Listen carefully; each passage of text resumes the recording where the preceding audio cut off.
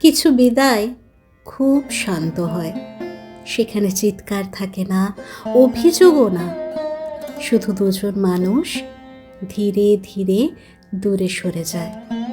কেউ কাউকে দোষ দেয় না, তবু দূরত্বটা ঠিক বেড়ে ওঠে।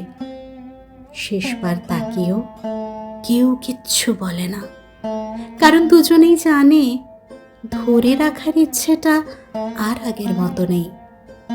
এমন বিদায়ে চোখ ভিজে, কিন্তু কান্নার শব্দ বাইরে আসে না। হৃদয়ের ভেতরের নিঃশব্দে ভেঙে যায় অনেক প্রশ্ন, আর সেই নীরব ভাঙার শব্দই সারা জীবন বয়ে বেড়াতে হয়।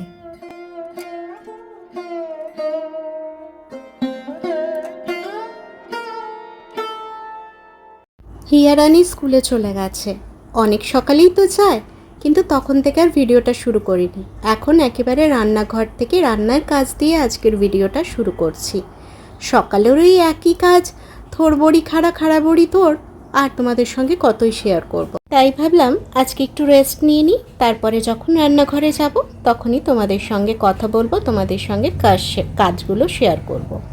তো এই দেখো আজকের রান্নার জোগাড় করতে চলে এসেছি।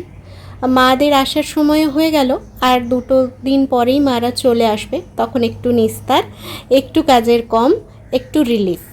তো এই যে ঝিঙে কেটে নিলাম, পটল কেটে নিলাম, আর কি কি কাটছি সবই তোমাদের সঙ্গে শেয়ার করব। মা আমি দুজনে খাবো, কতই আর রান্না করব, সেজন্যই কম সম করেই রান্না করি। খুব বেশি রান্না করলে ওই এক গাদা খেয়ে শরীরও এত গরমে ভালো থাকবে না। যা গরম পড়েছে, মানে এবছরের গরমটা মনে হচ্ছে মারাত্মক পড়বে। তাই জন্যই আমি চাই হালকা পাতলা খেয়ে শরীরটাকে সুস্থ রাখতে, কারণ মাঝে মাঝেই আমার শরীরটা না বেশ খারাপ হয়ে যাচ্ছে। সে গরমের জন্যই হচ্ছে বুঝতে পারছি, কারণ আমার গরমটা একটু বেশিই লাগে। প্রচণ্ড শরীর থেকে ঘামের দ্বারা জল বেরিয়ে যায়। জলও আমি প্রচুর খাই, বাট হয়তো যে পরিমাণ জলটা আমার শরীর থেকে বেরিয়ে যাচ্ছে সেই পরিমাণ জলটা হয়তো আমার শরীরে প্রপার খাওয়া হচ্ছে না, হয়তো কম পড়ে যাচ্ছে। তো সেজন্যই শরীরটা মাঝে মাঝেই খুব উইক লাগে, খুব কষ্ট হয়। তো কিছু করার নেই। এই দেখো আলু পটল ভাজার জন্য কেটে নিয়েছি, ঝিঙে আলু কেটে নিয়েছি, মাছের ঝোল করব। আর এই যে মাছ বের করে নিয়েছি, নুন হলুদ মাখিয়ে রাখবো। এই যে তেল দিয়ে আলু পটলটা ভাজতে বসিয়ে দেব। তারপরে গিয়ে বাকি আরও অনেক কাজ আছে, সেগুলো করব। কাপড় ভেজানো বাকি আছে, তবে আমার ব্রেকফাস্ট খাওয়াটাও হয়ে গেছে, ওই কাজটাও সেরে নিয়েছি। কারণ এই রান্নাবান্নার কাজ করতে করতে না অন্য কাজ হয় না। গুড মর্নিং, দেবলীনা রোজ নাম চাই তোমাদের সবাইকে জানাই অনেক স্বাগত।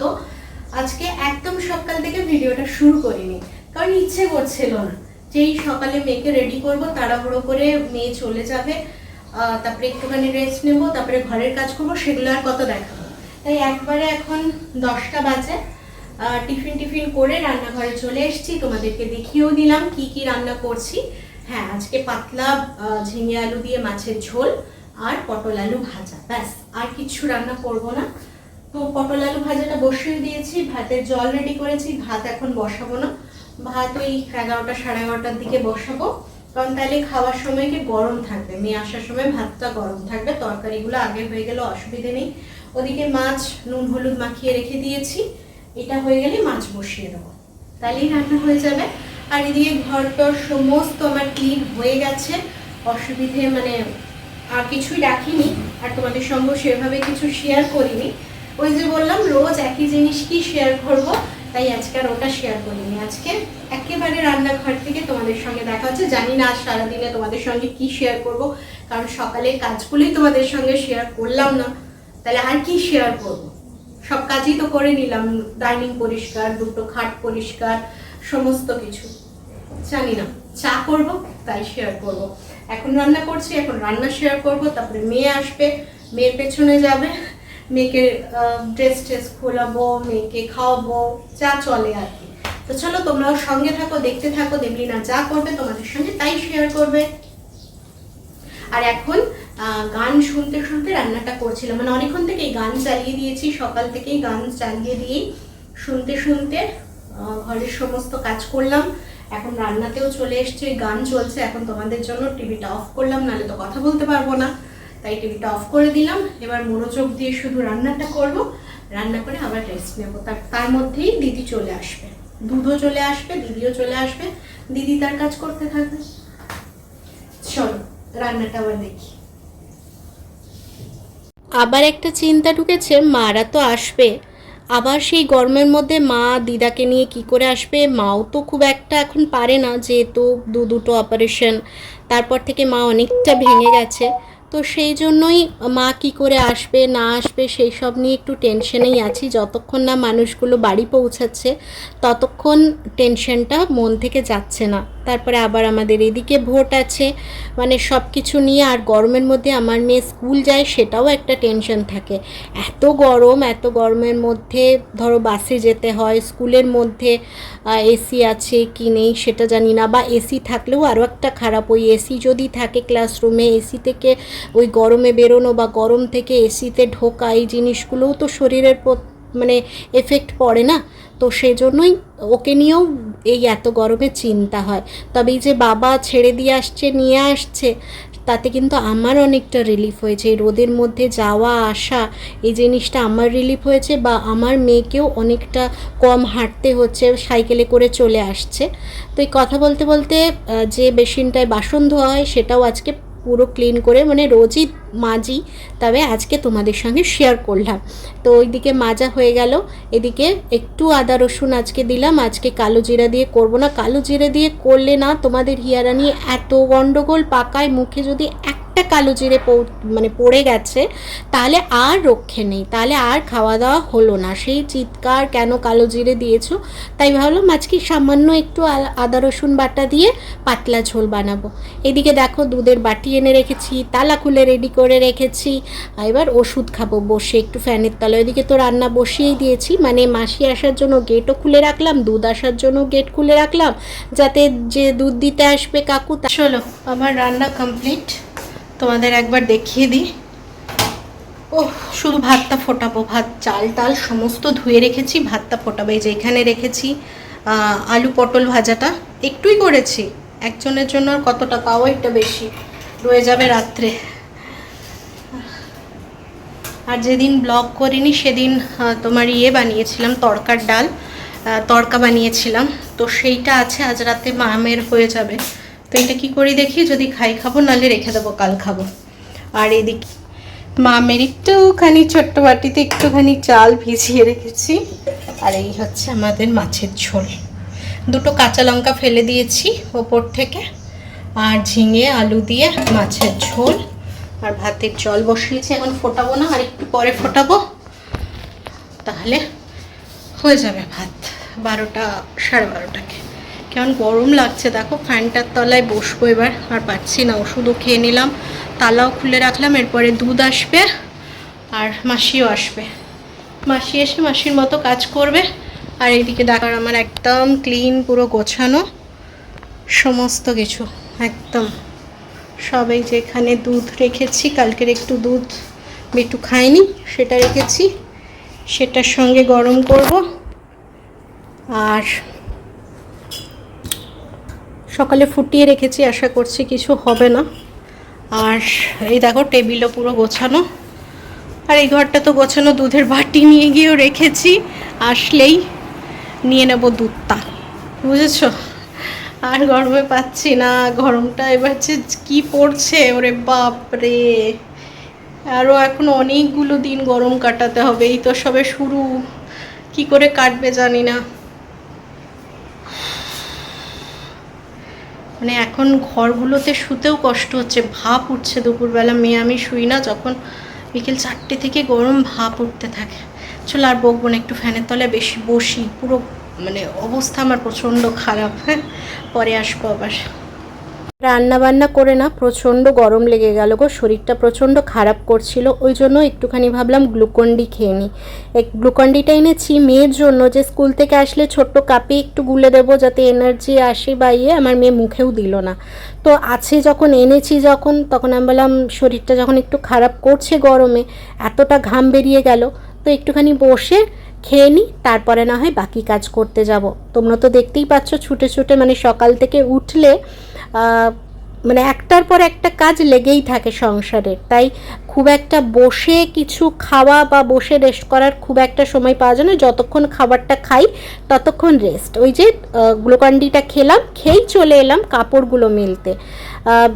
মাসি চলে গেছে, এবার কাপড়গুলো না মিললে হবে না, এবার কাপড় মিলে সঙ্গে সঙ্গে যদি আমি স্নান করতে না ঢুকি তাহলে হবে না, ওদিকে মেয়ে এসে যাবে, মেয়ে এসে গেলে দেরি হয়ে যাবে, খাওয়াতে লেট হয়ে যাবে, আবার দুপুরে শুতে লেট হয়ে যাবে, তারপরে ম্যাম আসতে লেট হয়ে যাবে, মানে পরপর শিডিউলগুলো সাজানো থাকে। তো এই যে পুজো করতে বসে গেলাম, এসেই স্নান করতে ঢুকে গেছিলাম, আর স্নান করে বেরিয়েই পুজো করতে বসে গেলাম। বাবা সকালে তো ফুল দিয়ে যায়, তোমরা জানো, জল আর ফুল। ওই গাছ, ওইখানের গাছে তো প্রচুর ফুল হয়, ওই জন্য পুজো বেশ ভালো করে ঠাকুর মন্দিরটা সাজাতে পারি, অনেক ফুল থাকে, মন মতো করে সাজাতে পারি ঠাকুরকে। তো ভালো লাগে বেশ পুজো করতে, এত ফুল নিয়ে কোথায় কোথায় দেব, কিভাবে দেব ভেবে ভেবে সাজিয়ে বেশ মন শান্তি করে পুজোটা দেওয়া হয়।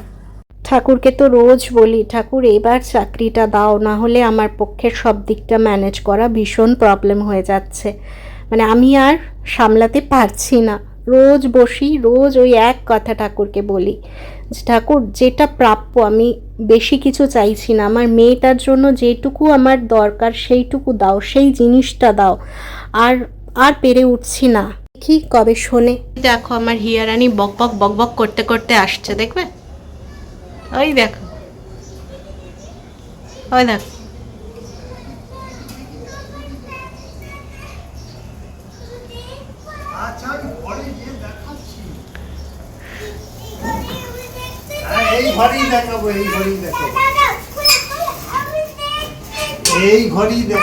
আরে দেবে তো, দেখাবে তো, রাস্তাতে কেন? তোর লেবেল এসছে মা, পাপাই পাঠিয়েছে তোর ছবি দেওয়া লেবেল। হ্যাঁ নিয়ে আয়, তোর ছবি দেওয়া লেবেল পাপাই বানিয়ে পাঠিয়েছে। চল বাড়ি চল, রুমে ঢোক, একটু ঠান্ডা, আমি দেখাবো তো, তোরটাই আর কে দেখাবে, দেখবে, চল চল।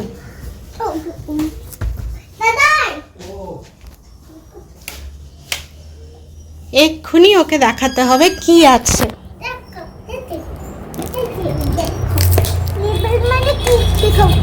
আরে যেটা বইয়ের চেটানো, এই দেখো তার পাপাই হিয়ারানির ছবি, এই দেখ উঠে গেল একটা, নে এই দেখো তার হিয়ারানির ছবি দেওয়া, এই যে এটা থেকে লেবেল বানিয়ে পাঠিয়েছে অর্ডার দিয়ে। বুঝতে পারছো, এটা তোমাদের হিয়ারানি স্টাইলিস্ট।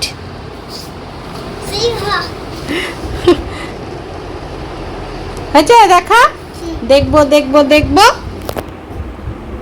চলো এখন।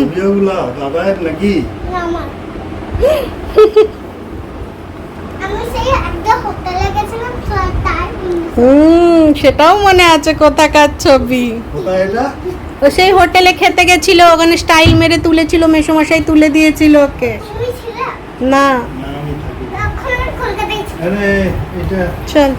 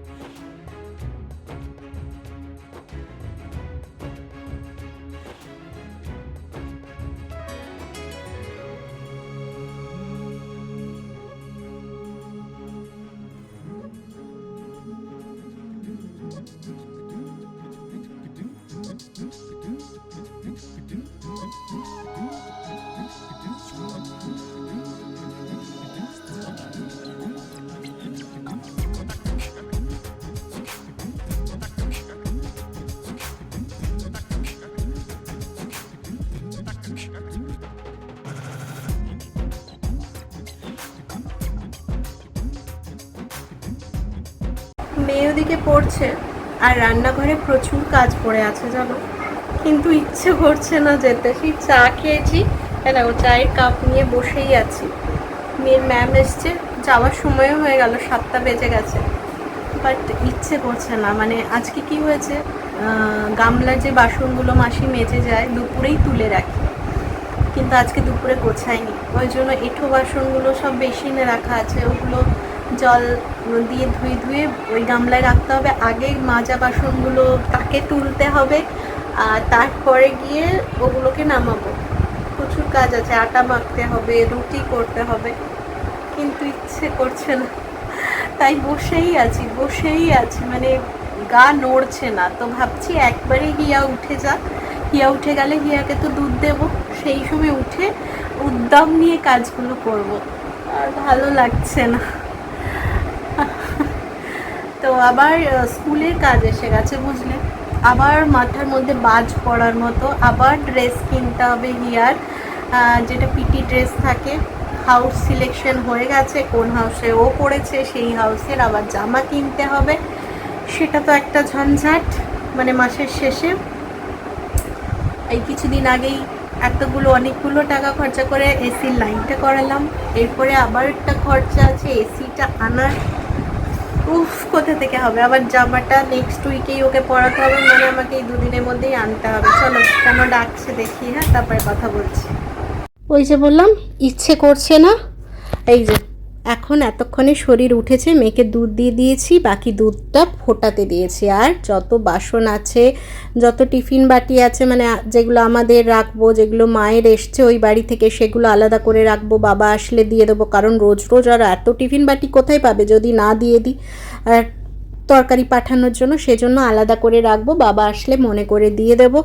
আর এই ঝুড়িটাও খালি করছি, কারণ বেশ কিছু বাসন আমি ধুয়ে রাখবো, কিছু বাসন নিচে নামিয়ে রাখবো, কিছু বাসন ধুয়ে রাখবো, সব দিই না, যেগুলো টুকটাক থাকে সেগুলো সমস্ত ধুয়ে রেখে দিই, কারণ কতই আর মাজবে, সেও তো মানুষ, ওই জন্য যেগুলো দেওয়ার সেগুলো দিয়েই টিফিন বাটি, তারপরে কাপ, তারপরে এই যে প্লেট এগুলো অত দিই না, যেগুলো বড় বড় থালা টালা থাকে মোটামুটি সেগুলো দিয়ে যদি সমস্তটা বার করানো হয় তাহলে আর দেখতে হবে না, ঝুড়ি উপচে যাবে। যা বাসন হয়, একটা ছোট বাচ্চা থাকলে জানো, আর তোমাদের হিয়ারানি যা জিনিস খাবে ওর একটা পরিষ্কার প্লেট দরকার, মানে একটা বিস্কিট খেলো সেইটা পরক্ষণে যদি অন্য একটা কিছু খাবে বলে সেই প্লেটটাই দিই, সেটা হবে না, সেটা ধুয়ে দাও, না হলে অন্য প্লেটে দাও, তাহলে কতগুলো প্লেট হতে পারে বলো তো। আর ভাতের হাঁড়ি তো ধুয়েই রাখি আমি, একজন বলেছ যে আরেকটা ভাতের হাঁড়ি করে নাও মাজতে, আছে গো, কিন্তু কি হয় বলো তো, ওটা না একটুখানি বেঁকে গেছে, মায়ের পুরনো হাঁড়ি তো, এবার ওটা যখন ভাতের ফ্যানটা আমি গালতে যাই তখন না ভাত পড়ে যায়, আমি ঠিক পারি না, ওই জন্য আমি মেজে রাখি, এটাতে আমার সুবিধে হয়, তাই আমি কোনো রিস্ক নিতে চাই না, তাই আমি এটা মেজে রাখি। মা আসলে তখন একবারে মাসিকে বার করে দেবে, মা দুটোতে করে, এটাতে একদিন করে ওটাতে একদিন করে। আর এদিকে আটা মাখতে চলে এসেছি, আর কি বলবো বলো তো, মানে একটার উপর একটা চাপও জীবনে চলে আসছে, মানে একটা দিক সামলে উঠছি না। আজকে বিকেলবেলা মেসেজ এলো, ওই যে তোমাদের বললাম এখন ড্রেস কিনতে হবে, মেয়ের ছবি বার করতে যেতে হবে, কি বলবো, এই তো স্কুলে পড়ানো নয়, মানে চারিদিক থেকে চাপ, এখন ফ্যামিলি ফটো বার করো, সেটাকে চিপকাও, নানা ধরনের কাজ, একটার পর একটা চাপ, তার মাঝখানে আবার ভোট আছে, ভোট দিতে যেতে হবে, মানে প্রচুর এখন চাপের চাপ। এসিটা আবার লাগাবো বলছি, সেটা আবার কত নেয় জানি না, তো দেখা যাক, চলো কি আর করা যাবে, চাপ এসছে যখন চাপ মাথায় নিয়েই কাজগুলো করতে হবে, কিচ্ছু করার নেই, এখানে তো আর বললেও কিছু করার নেই, কিন্তু তোমাদের সঙ্গে শেয়ার করি তাই শেয়ার করলাম যে এই চাপগুলো এসছে এক্ষুনি। তো এই যে আটা মাখা হয়ে গেল সঙ্গে সঙ্গে দাঁড়িয়ে, আর বাকি আটা রেখেও দিলাম কালকের জন্য, আর 3টে রুটির জন্য আটা নিয়েও নিলাম, তাওয়াও বসিয়ে দিলাম, একবারে ফটফট করে নেব, গরমে দ্বিতীয়বার রান্নাঘরে ঢোকা যাবে না, যা হবে একবারে করে বেরিয়ে যাব, ফ্যানের তলায় বসবো, বসে তারপরে গিয়ে তোমার খাবো, একটু পরে খাবো, মানে এখনই পারবো না খেতে, পুরো একদম ভিজে। কখন ঢুকেছি বলো তো রান্নাঘরে, বাসনপত্র গুছিয়েছি, বাসন মেজেছি, আটা মেখেছি, রুটি করেছি, প্রায় 1 ঘন্টা হয়ে গেল ধরো আমার রান্নাঘরে ঢোকা। এবার ঢুকে গিয়েই যদি আমাকে এখন বলে যে খেতে দাও, তাহলে অবস্থা দেখো, তোমাদেরকে একটু দেখালাম আমার অবস্থা, মানে ঘাম ঝরে ঝরে পড়ে যাচ্ছে, আর পারা যাচ্ছে না। হিয়াও এসছিল দেখতে যে আমি কি করছি। আমি ওকে বলছি, বাবা রান্নাঘরে প্রচণ্ড গরম, ফ্যানের তলায় যা, এখানে থাকিস না। ও একটু আটা নিয়ে মার দৌড়। সত্যি কথা, রান্নাঘরে যারা রান্না করে তারাই বোঝে কি পরিমাণ গরম। আর এখন তো রান্নাঘর, বাথরুম যেখানেই বলো সেখানেই গরম।